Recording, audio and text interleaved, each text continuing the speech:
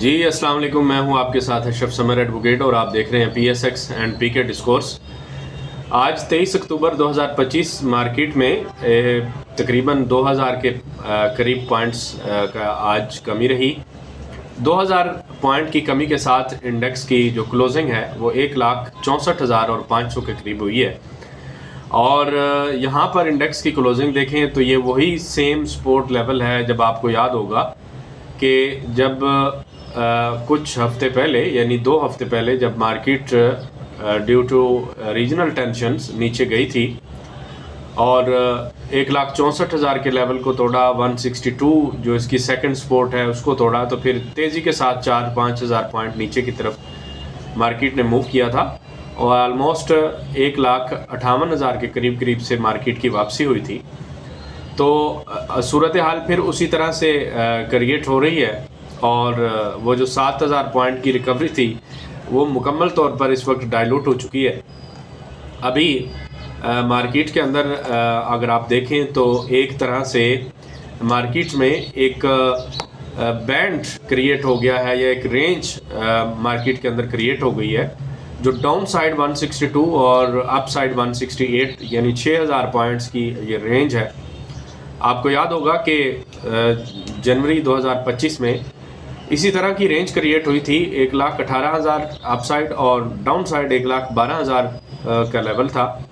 Almost 6,000 point की range थी, लेकिन चूंकि इंडेक्स अब ज़्यादा बढ़ चुका है तो अब हम एक्सपेक्ट कर सकते हैं कि नीचे डाउन साइड जो रेंज है उसका बॉटम कहीं 1,56,000 57,000 के पास होना चाहिए और जो उसका टॉप है रेंज का वो 1,68,000 के आसपास, यानी अगर देखें तो कोई 10-12 हज़ार पॉइंट की ये रेंज होगी जिसके अंदर मार्केट मूव करती हुई हमें नज़र आएगी। और इसको हम कहते हैं, जब मार्केट रेंज के अंदर रहे तो हम कहते हैं मार्केट रेंज बाउंड हो चुकी है।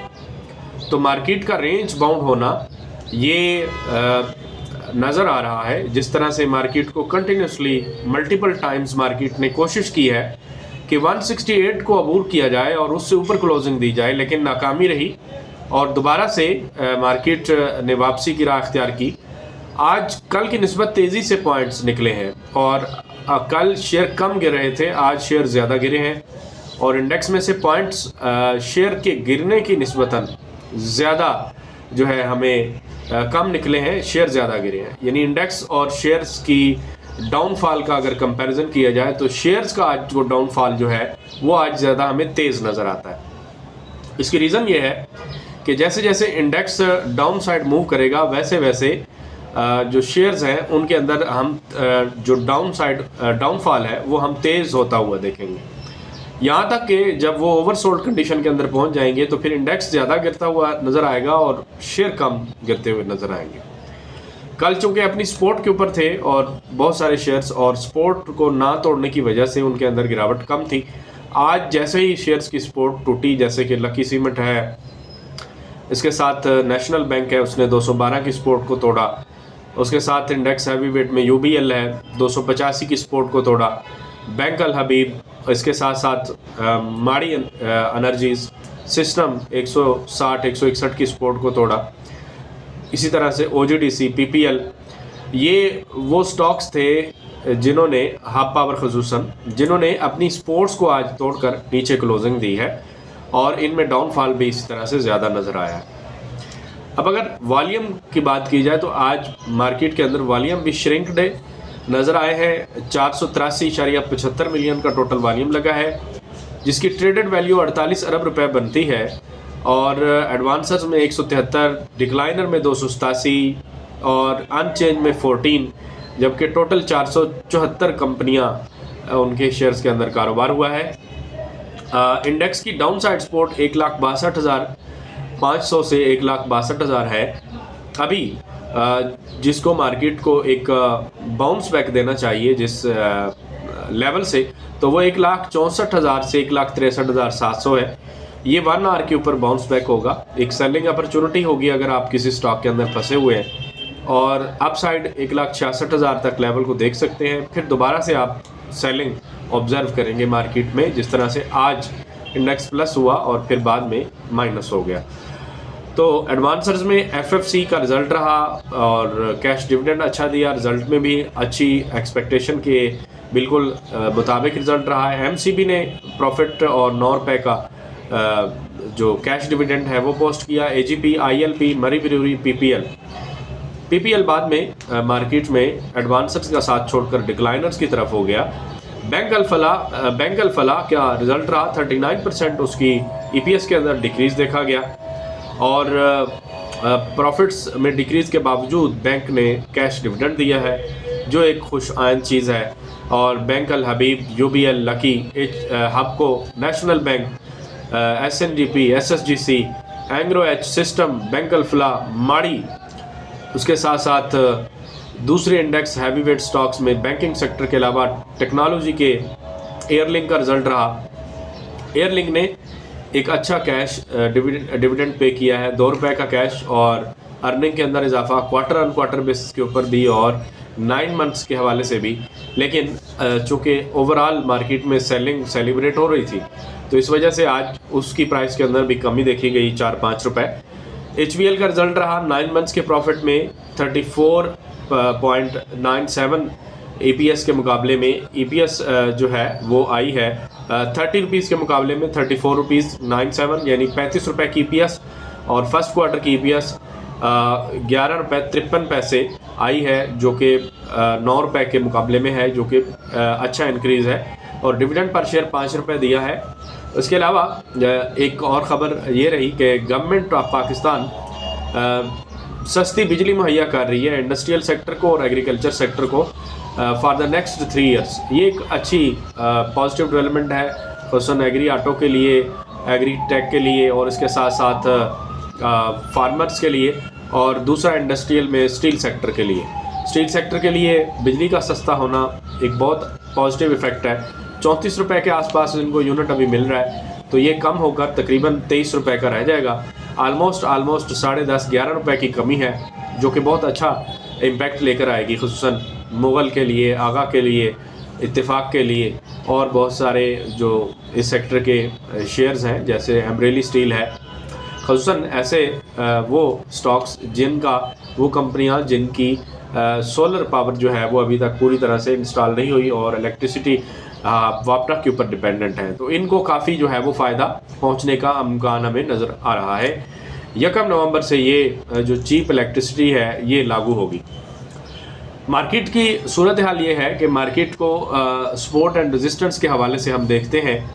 ऊपर 1,68,500 का लेवल आपको बताया था कि ये लेवल क्लोजिंग बेसिस के ऊपर आना चाहिए, फिर मार्केट के अंदर तेज़ी है, मगर ना मार्केट के अंदर एक आप डाउनफॉल के लिए जो है वो रेडी रहें, क्योंकि नीचे सपोर्ट भी बताई थी, कल वीडियो हम नहीं बना सके कुछ अर्जेंसी की वजह से, तो वो मैंने पोस्ट लगा दी थी कि नीचे डाउन साइड सपोर्ट जो है 1,64,500 है और रेजिस्टेंस ऊपर 1,66,500 है। ये 2000 की पॉइंट की रेंज के अंदर ही आज मार्केट ने मूव किया है और 1,64,500 को तोड़ा है, लेकिन क्लोजिंग इससे ऊपर देने में कामयाबी हासिल की है। लेकिन इस कामयाबी का कोई फ़ायदा नहीं है उस वक्त तक जब तक मार्केट के अंदर लिक्विडिटी नहीं आएगी। अगर आप लिक्विडिटी फ़्लो की बात करें तो मार्केट के अंदर इस वक्त जो बड़े प्लेयर हैं, इदारे हैं, वो सेलिंग के ऊपर हैं। तो जब तक वो सेलिंग के ऊपर हैं तो मार्केट की जो लिक्विडिटी है, लिक्विडिटी फ़्लो वो बेहतर होने के चांसेस बहुत कम है। ज़्यादा मार्केट जो है यहाँ पर रेंज बाउंड और साइडवे होती हुई नज़र आएगी, तो बेहतर ये है कि कैश इन हैंड रखें और अगर हो सके तो 80 to 90% कैश के ऊपर रहें, ताकि जैसे मार्केट में ये रेंज का बॉटम लगता है 1,57,000 के आसपास और इनकेस उसको भी ऑनर किया जाता है, नीचे 152 की तरफ नहीं जाती, तो फिर वहाँ पर आप बाइंग कर सकते हैं 5-6 हज़ार पॉइंट की रैली को एंजॉय करने के लिए। अदरवाइज़ वेट एंड वॉच की सूरत हाल जो है वो ज़्यादा बेहतर हो सकती है। इंटरलूप का आपने पूछा, देखें ILP की बात करें तो आज स्टॉक के अंदर ऑलमोस्ट 6.5% का इजाफा हुआ, 77 रुपीज़ प्लस हुआ 71 रुपीज़ 50 पैसा से, लेकिन 74 रुपये के आसपास की क्लोजिंग इसकी आएगी अभी जब सेटलमेंट होगी।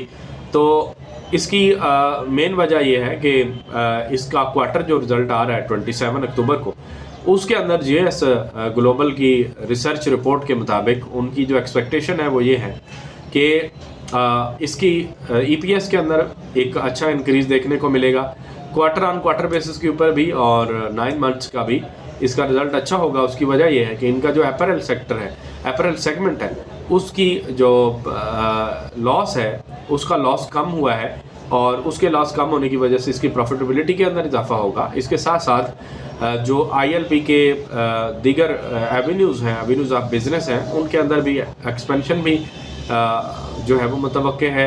ख़ुसूसन चीज़ मार्केट जो कि गल्फ़ की चीज़ मार्केट है, वहाँ पर ये कोई 5 अरब डॉलर की मार्केट है, जिसके अंदर ये चीज़ के हवाले से एक तुर्किश कंपनी के साथ जॉइंट वेंचर करने की इरादा रखते हैं।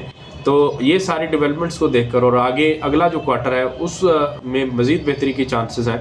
तो इंटरेस्ट रेट का इफ़ेक्ट पड़ेगा और साथ में इनके जो कॉन्ट्रैक्ट्स हैं वो आगे जो सेटलमेंट हो गई है टैरिफ के मामलात की अमेरिका के साथ हमारे, तो उसका फ़ायदा बेनिफिट इनको होगा, खुसूसन इनके स्टॉक्स की जो एक्सपोर्ट है।